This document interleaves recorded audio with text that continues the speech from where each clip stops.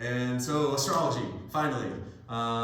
Let's dive into this. So this is Carl Jung talking about astrology. He says astrology represents the sum of all the psychological knowledge of antiquity. The sum of all the psychological knowledge that humans have collected throughout all time is encoded in astrology. And insofar as one definition of perceivable reality is that life is just how it feels for you when light changes as time moves through space. That's a mouthful. So, from your perspective, your unique reference point,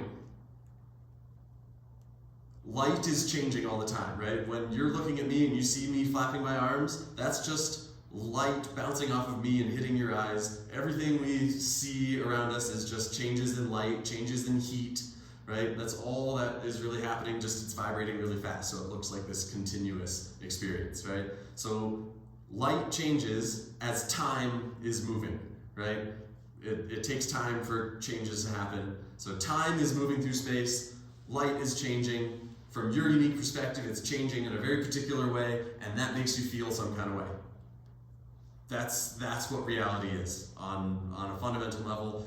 Encoded in that is the 5 elements of Ayurveda, which are the constituents that make up all of perceivable reality. And so that's my working definition of what 3D reality is. And with that in mind, if you can play along with that definition for now, the stars and planets provide the most consistent universal reference point for the changes in light that define the movement of time from your specific location in space, right? Like, time is measured by changes in heat and light, right? The sun comes up, it's high noon, it goes down, it gets colder, it's dark for a while, and it comes up again like that, and that's how we know that a day has passed. The moon is super bright, and then it wanes and goes dark, and then gets super bright again, and a month has gone by. Like that, changes in light and heat is how we measure time.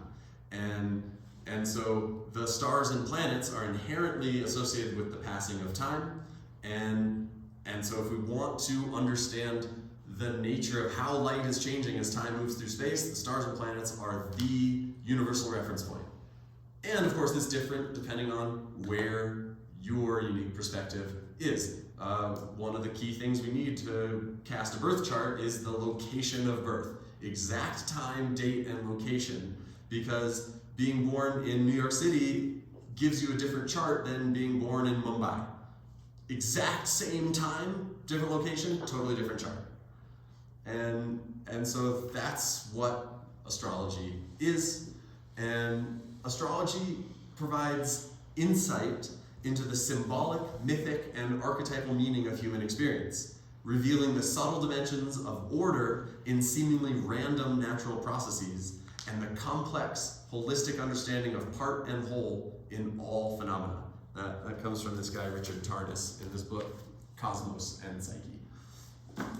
Okay, so Carl Jung, clever guy, is the progenitor of the concept of synchronicity, the collective unconscious, and the power of universal archetypes to illuminate the nature of individual psychodynamics, was big into astrology.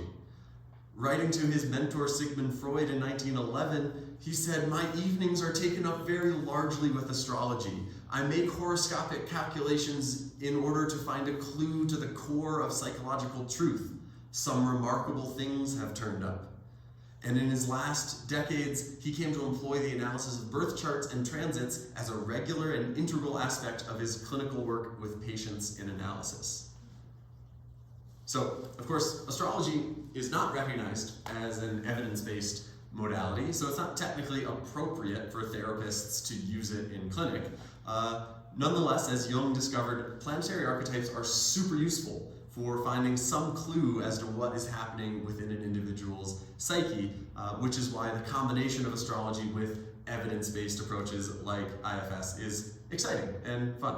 And also, that being said, that's why it's nice to not be a licensed therapist. I am a minister in the Church of Cymatics, which means I offer spiritual counseling informed by these various modalities.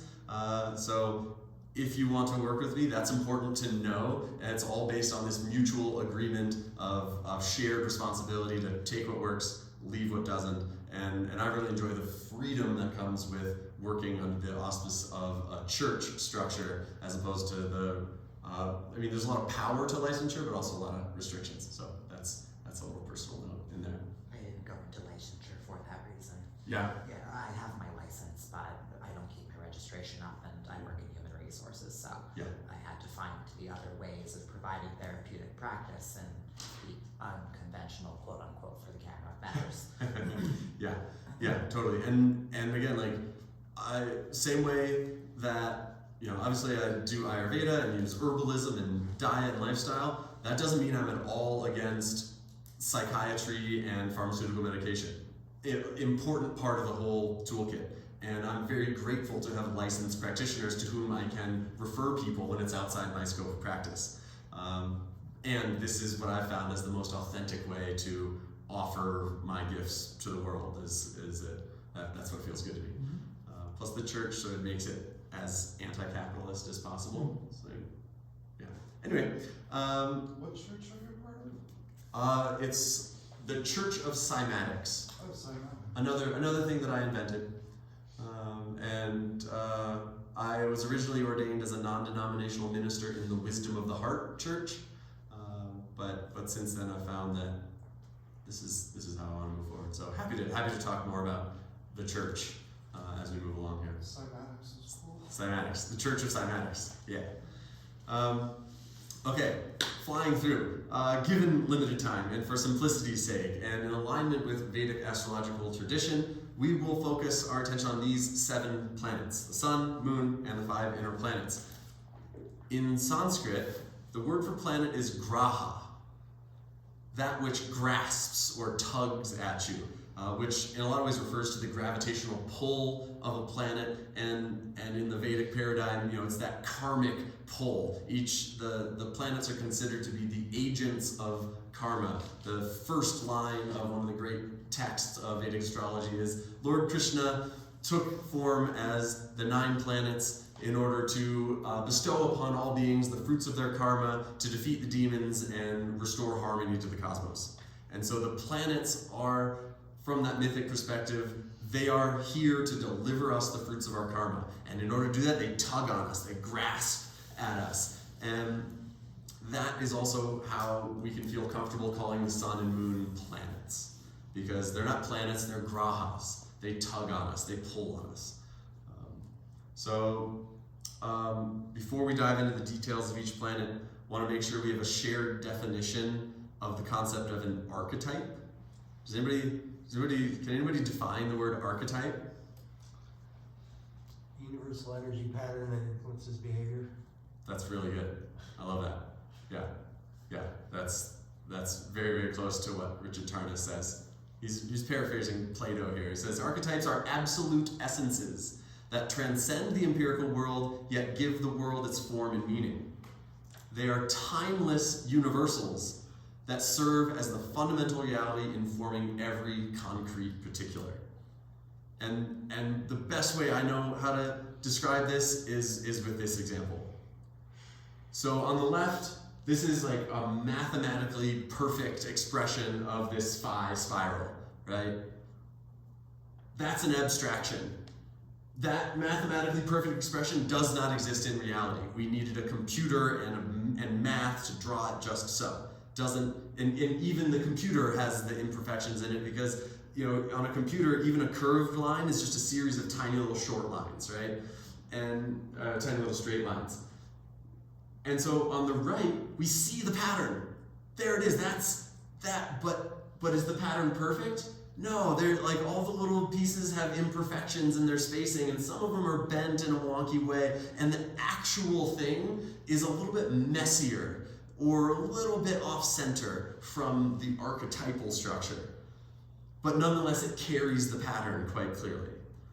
And so that's, like, this on the left is the archetype. The thing on the right is the actual. And so understanding the collection of patterns is the other thing with archetypes is they've got a variety of expressions. They contain many, many meanings, and the same archetype can express like this or like that, and it takes this sort of like code-breaking skill to be able to recognize like, oh yeah, that's Saturn right there, one way or the other. So that's an archetype.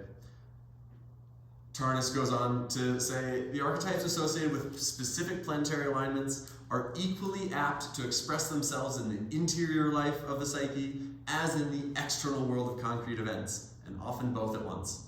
So as we talk through the planets, just keep that in mind. We're going to think about where each planetary archetype shows up in your inner life, shows up in your life as a whole, and it may show up more prominently internally, maybe characters or scenarios in your life. Just keep that in mind. Okay.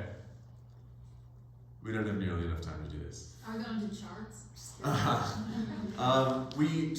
So just to say, when we're done, I'll send you this recording and all the notes, and I'm gonna send you a code for 50% off anything and everything. I've got courses and consultations, so if you want to go deeper into your own chart, your own process, I want to make that as easy as possible, just as a thanks for being here.